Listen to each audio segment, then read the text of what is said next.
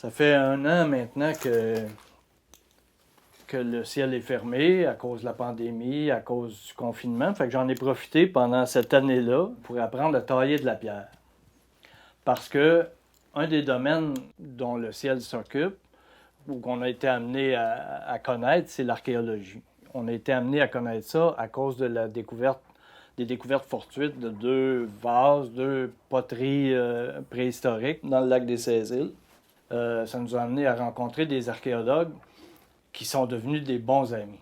Et ça nous a amené à vivre après ça d'autres aventures au niveau de l'archéologie, dans le sens où on a organisé des fouilles au lac des Sées-Îles pour essayer de trouver des traces d'occupation ou de fréquentation amérindienne dans le passé. Ça nous a amené aussi à rencontrer des gens qui sont spécialisés en archéologie subaquatique, les gens de l'IRMAS, avec qui on a eu la chance de documenter une pirogue dans un lac de l'Outaouais. En voulant meubler la collection des artefacts archéologiques du ciel, ça m'a amené à rencontrer Martin Lomini, un archéologue expérimental qui nous fait au ciel des reproductions d'artefacts qui seraient beaucoup plus difficiles à trouver, beaucoup plus rares, parce que c'est ça le rôle de l'archéologie expérimentale, nous permettre de comprendre un peu comment ces objets-là étaient faits, et donc la mentalité, l'état d'esprit un peu des gens qui les faisaient. C'est pour ça d'ailleurs que j'ai voulu apprendre à tailler la pierre.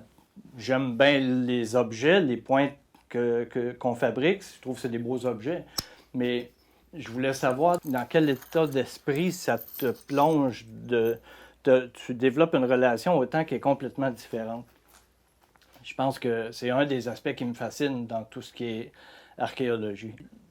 On a donc cette collection-là d'artefacts au ciel, largement due au travail de Martin, qu'on espère que vous allez pouvoir venir voir le plus bientôt possible, aussitôt que ce virus-là nous fout la paix un peu.